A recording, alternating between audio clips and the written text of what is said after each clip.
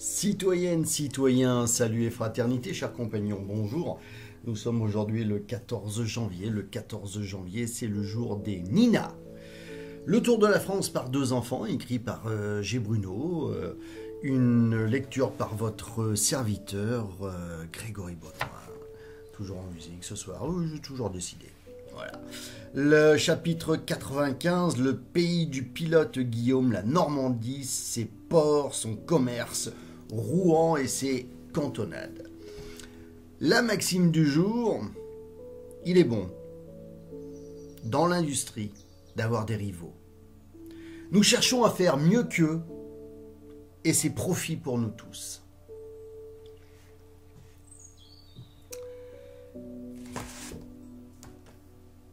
Père Guillaume, vous m'avez dit l'autre jour que vous étiez normand. Voulez-vous que nous parlions de votre pays? Cela m'amusera beaucoup. Moi, je voudrais connaître toutes les provinces de la France parce que j'aime la France. Et je veux être instruit sur les bonnes choses de mon pays. Voilà qui est bravement parlé. Petit Julien, assieds-toi, tranquillement, en face de moi. Et nous causerons de la Normandie. Julien ne se fit pas prier deux fois, et le père Guillaume, levant le doigt dans la direction des côtes normandes. Par là-bas, au loin, comme un bras qui se plongerait dans l'océan, il y a un cap que je ne puis voir sans un grand battement de cœur. C'est le cap de la Hague. Petit Julien, c'est par là-bas que je suis né. C'est là que je me suis essayé tout bambin au pied des falaises à lutter contre les flots et à ne pas trembler dans la tempête, tout près de la rade de Cherbourg. Et Cherbourg est le plus magnifique port militaire construit par la main des hommes. La rade de Cherbourg est défendue par une digue qui n'a pas son pareil au monde. Qu'est-ce qu'une digue, Père Guillaume? C'est une muraille construite par les hommes qui s'avancent dans la mer et derrière laquelle les navires sont à l'abri de la tempête. La digue de Cherbourg a presque un lieues. Elle s'avance au milieu des mers, les plus agitées et les plus dangereuses qu'il y ait sur les côtes de la France. Mais elle est si bien construite, en gros blocs de granit, que les plus grandes tempêtes ne l'endommagent pas, et que les navires qui sont derrière jouissent d'une tranquillité, d'un calme parfait, au moment même où les vagues déferlent au large, comme des montagnes qui s'entrechoquent. J'aimerais bien voir Cherbourg, Père Guillaume. Est-ce qu'on s'y arrêtera? Non, hélas, mon ami, nous passerons tout droit. Mais de loin, je te les montrerai. Et puis la Normandie a bien d'autres ports, et nous en verrons quelques-uns. Il y a d'abord le Havre, qui est après Marseille, le port le plus commerçant de toute la France. Plus de 6000 vaisseaux y entrent chaque année, y apportent les produits de toutes les parties du monde, surtout le coton récolté en Amérique par les nègres.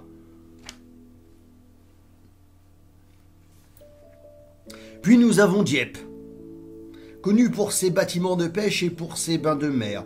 Fécamp, Honfleur, en face du Havre, Granville, qui occupe plus de 1500 hommes à la pêche des huîtres et dont les vaisseaux vont à Terre-Neuve pêcher la morue. Enfin, Rouen est aussi un port très commerçant. Comment? Rouen est un port? Certainement, c'est un port sur la Seine. Les petits navires remontent la Seine jusqu'à Rouen, comme à Nantes. Nous avons remonté la Loire et à Bordeaux la Garonne. Rouen, qui a plus de 110 000 habitants, est une grande ville laborieuse, pleine d'usines, de machines et de travailleurs. Elle file à elle seule 30 millions de kilogrammes de coton chaque année, et dans ces vastes filatures, où la vapeur met en mouvement des milliers de bobines, le fil on le teint et de toutes les nuances en le plongeant dans des cuves où sont les couleurs. Les teintureries de Rouen sont, avec celles de Lyon, les plus renommées de France. Et Rouen n'est pas la seule à bien travailler en Normandie. Il y a tant d'industries diverses chez nous que je ne puis pas me les rappeler toutes. En disant tout cela, le père Guillaume semblait tout fier de pouvoir faire de son pays un éloge mérité. C'est que, petit Julien, la Normandie est située juste en face de l'Angleterre. Des roast beef. Cela fait que nous sommes en rivalité pour l'industrie avec les Anglais. Il s'agit de faire aussi bien. Et ce n'est pas facile. Mais comme on ne veut pas rester en arrière, on se donne de la peine. Et on arrive en même temps que ses rivaux, quelquefois, et même parfois avant eux. Tiens, c'est donc pour les peuples comme en classe, où chacun tâche d'être le premier? Justement, petit Julien, dans l'industrie, celui qui fait les plus beaux ouvrages les vend le mieux. Et c'est tout un profit.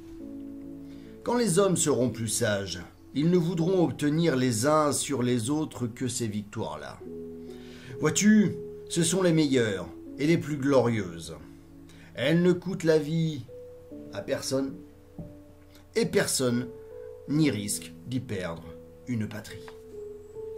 Et la patrie, quoi de plus important que la patrie? Alors, beaucoup de gravures ce soir. Eh bien, la première.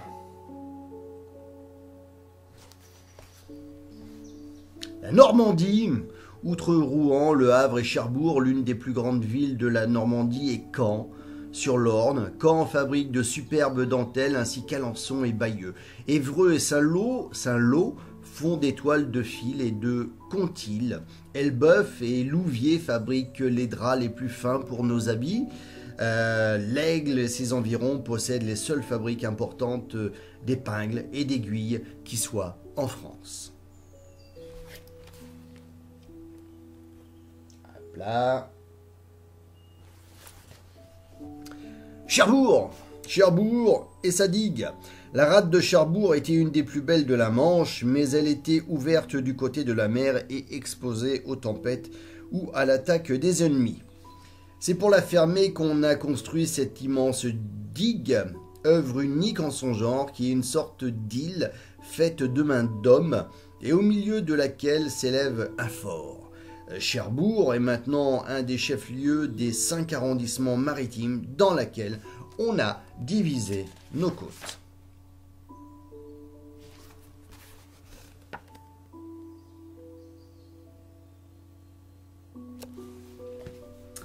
Un établissement de bains de mer en Normandie. Tous les ans, l'été, des milliers de personnes vont prendre des bains de mer dans les villes ou villages du littoral, car l'eau salée de mer est fortifiante, surtout quand on n'y reste pas plus de 5 ou 10 minutes. La ville de Paris envoie chaque année aux bains de mer, pour les récompenser, les meilleurs élèves de ses écoles.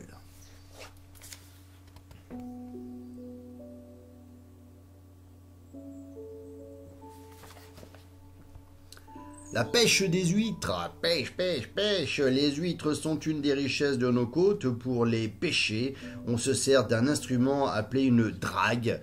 sorte de poche en filet qu'on laisse couler et qu'on promène au fond de la mer. Elle arrache tout ce qu'elle rencontre, huîtres, pierres, herbes, et on fait ensuite le triage.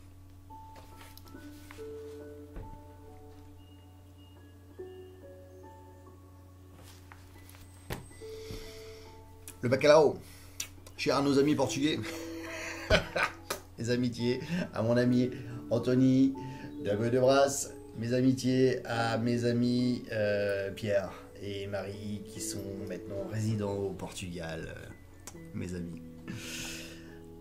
Le bacalao, la morue, on ne se douterait pas à voir les morues desséchées étalées à la devanture des épiciers de ce qu'est l'animal vivant.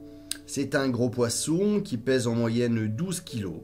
Quand on les a pêchés, et un seul homme en pêche parfois à Terre-Neuve jusqu'à 400 par jour. C'est pas bon ça à mon avis. Hein.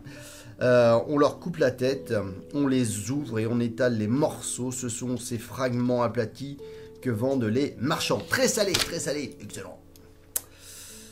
Et la petite dernière. La teinturerie pour teindre les écheveaux de laine, de coton et de soie. Le teinturier les trempe dans un bain colorant en les tournant et en retournant cela sur des bâtons. Voilà. À demain, si tout va bien. Demain, le chapitre 96, la Normandie, la suite. Ces champs et ces bestiaux. D'ici là, portez-vous bien. Par le ciel. Partout. Pour tous. Que la force soit avec vous. Salut et fraternité.